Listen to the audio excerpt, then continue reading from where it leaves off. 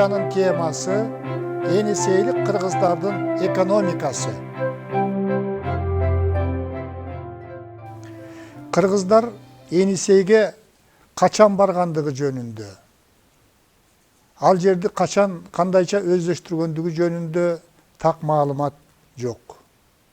Белгилүү окумуштуулар Миллер, Бернштам кыргыздардын байыртадан эле мекени Енисей болгон деп эсептешет.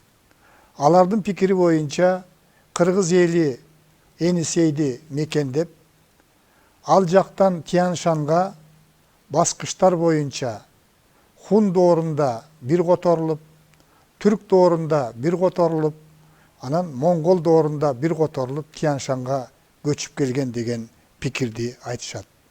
Алардын пикири боюнча Енисейдеги коло дооруна таандык Афанасьев маданияты, андан кийинки Андронов маданияты, Карасук, Таштык маданияттары кыргыздарга тиешелүү деген пикирди айтышат. Ал эми Чокон Валиханов, Бичурин, Аристов өңдүү белгилүү окумуштуулар кыргыздардын мекени чыгыш Тянь-Шанда, чыгыш Түркүстанда болгон. Булар ушул жерди байыртадан мекендеген эл. Ал эми Енисейге Хун доорунда барып калган деп айтышат.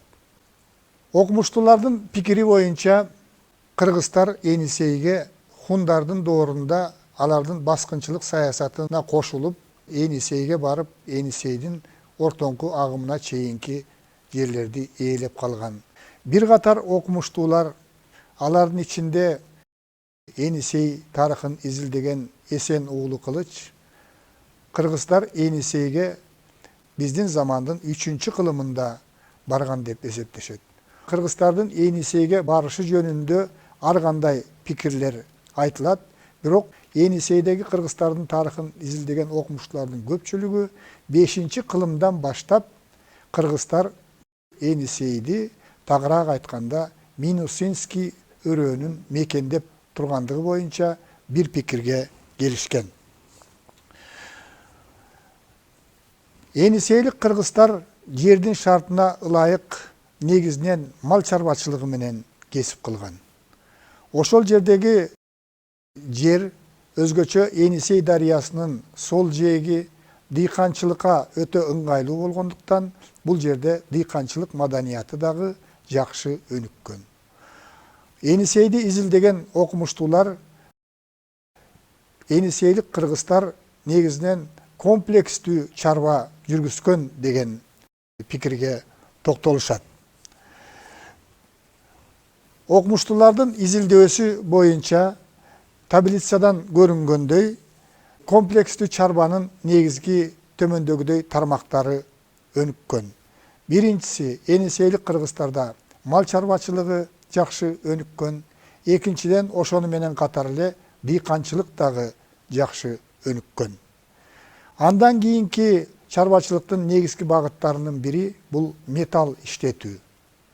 Анткени Енисей жергеси металлдын ар кандай түрлөрүнө өтө бай болгон. Ал жерде металл иштетүүгө жакшы шарттар түзүлгөн. Ошондуктан металл иштетүү бул чарбачылыктын бир өнүккөн тармагы болгон. Андан кийинки тармагы бул байыртадан эле келаткан аңчылык. Анткени Енисей жергеси бул кайберендерге өтө бай болгон. Ошондуктан аңчылык күчтүү өнүккөн. Андан кийин Енисей жергесиндеги эл өзүн азык-түлүк менен, керектүү нерселер менен өзүн толук камсыз кылган. Ошондуктан ашыкча продукцияларды сатышкан. Улуу жибек жолунун бир бутагы дагы ушу Кыргыздын Каганына чейин барып, Кыргыз жолу деп аталгандыгы жөнүндө тарыхый маалыматтар бар. Өзүнөн ашкан нерселерди кыргыздар бөлөк мамлекеттерге, Кытайга, Тибетке ушул улуу жибек жолу аркылуу соода сатык иштерин жүргүзүп турган. Андан кийин Енисей дарыясы бул дүйнөдөгү эң бай жана терең суусу мол дарыя болгондуктан анын башталышында Минусинский ойдугунда ак мөңгүлүү тоолордон Енисей дарыясынын оң жагындагы Акмөңгүлүү тоолордон жүздөгөн суулар, чоң жана кичине суулар агып келген. Ал суулар балыкка өтө бай болгон. Ошондуктан бул чарбанын бир тармагы катарында Енисейде балыкчылык чарбасы дагы жакшы өнүккөн. Енисейлик кыргыздарда кол өнөрчүлүк күчтүү өнүккөн. Бул кол өнөрчүлүк дагы ушу чарбачылыктын бир багыты болгон. Андан кийин Енисейлик кыргыздарда чарбачылыктын бир түрү катарында токой кыюу багыты болгон. Анткени Енисей жергесинде карагайлардын эле жүздөгөн түрлөрү өскөн. Кытай жазмаларында Енисейдеги карагайлардын бийиктигин сүрөттөп, жаа тарткан учурда жебе карагайлардын учуна жетпей калат деп жазышкан. Ошол карагайлардын ичинде өтө баалуу деп эсептелген карагайдын түрлөрү болгон. Кыргыздарда ошо жыгаччылык өнөрү дагы жакшы өнүккөн. Жыгачтан ар кандай буюмдарды, ийдиш аяктарды жасашкан. Өзү жашай турган ошол мезгилде эле боз үйлөрдүн жасашкан, ошо боз үйдүн жыгачын жасаган. Ушу Енисейдеги кыргыздар ар кандай жыгачтын баалуу сортторун дагы товар катарында кыйып, аны башка мамлекеттерге чейин азыркы тил менен айтканда экспорттогон. Ошентип кыргыздарда комплекстүү чарба жүргүзүлгөндүктөн окумуштуулардын изилдөөлөрү боюнча бул кыргыз эли ошо Борбордук Азиядагы ток элдердин бири катары болгон. Эгерде хундар, кыргыздар менен катар жашаган түрктөр өзүн азык түлүк менен жашоого керектүү нерселерди менен камсыз кылуу үчүн согуштук аракеттерди көп жасап, коңшу элдерлерге тынымсыз жортуулду уюштуруп, Кытайга чейин жортуул уюштуруп, ал жактан негизинен азык түлүктөрдү, дан азыктарын, керектүү буюмдарды талап тоноо жолу менен алып турган. Кыргыздардын чарбасы комплекстүү түрдө өнүккөндүктөн кыргыздарда мындай зарылчылык болгон эмес. Кыргыздардын негизги экономикасынын негизин мал чарбачылыгы түзгөн. Кыргыздар ошол мезгилде адегенде ушу Минусинскийдеги азыркы Абаканга жакын Койбал деген өрөөндү мекендеген.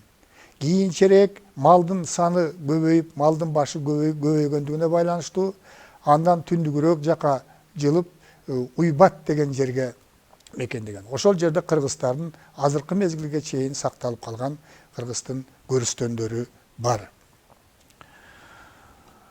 Ошол археологиялык казуулар, ошо мүрзөлөргө жүргүзүлгөн археологиялык казууларда кыргыздар өлгөн адамдарын өрттөшүп, аны атайы карапа идишке салып, атайы жасалган карагайлардан жасалган табыттарга, чоң табыттарга ичине ошо койгондагы тигил дүйнөдө пайдалансын дегенчелик кылып, ал жерге малдын эттерин, курмандыкка чалынган малды койгон. Археологиялык казууларда ошол мүрзөлөрдөгү, кыргыздардын мүрзөлөрүндөгү сөөктөрдүн 50-60%-ин койдун жиликтери түзгөн. Ошол жердеги сөөктөрдүн 20-25%-и жылкынын жиликтери болгон. Ошондуктан негизги чарбачылыктагы майда жандыктардан эң көп багылган бул койлор болгон. Мындан тышкары Енисейлик кыргыздар кара куйруктуу эчкилерди көп багышкан. Ал эми ири мүйүстүү малдардын ичинен кыргыздар төөлөрдү көп баккан, анткени ошол жерде кыргыздар көчмөн турмушта жашаган. Мындан тышкары букалардын саны көп болгондугун Тай булактарында көп көздөшөт, анан өгүздөрдүн саны көп болгон. Анткени өгүздү кыргыздар негизинен ушу дыйканчылыкта жер айдоо үчүн пайдаланышкан. Кыргыздардын эң эле аздектеп баккан, асыраган малы бул жылкы баласы болгон. Жылкылар 3-кө бөлүнүп багылгандыгы жөнүндө маалыматтар бар. Кытайлыктар дагы бул кыргыздардын жылкысы өтө олбурлуу боло тургандыгын, өтө чыдамкай боло тургандыгын, тоого abdan ылайыкташкандыгын, анан кийин булардын арасынан чыныгы аргымактар, бүлүктөр көп чыга тургандыгын сүрөттөп жазышкан. Кытай булактарында Кыргыздын жылкыларын ажайып жылкылар, мыкты бүлүктөр, ак аргымактар деп сыпаттап тамшануу менен жазышкан. Кыргыздар өзлөрүнүн жылкыларын ошол Кытайдын императоруна чейин дипломатиялык мамилени чыңдаш үчүн Кытайдын императоруна чейин тартуулагандыгы жөнүндө тарыхый булактарда көп сакталат. Жылкыларды бакканда дагы аларды 3 топко бөлүп багышкан. Биринчиси бул асыл тукум аргымактар. Асыл тукум аргымактар өтө жогору бааланган Кыргыздарда.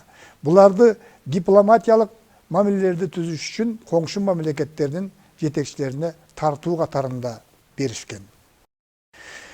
Аргымактар байгеге чабылган бүлүк катарында күчтүү аргымактарды тандап туруп, жал куйругун коостоп кезип, аларды жанагындай чопкуттар менен коргоп, жоого минген. Күчтүү аргымактарды жоого минүү бул өтө чоң сыймык катарында, өтө керектүү нерсе катарында эсептелген.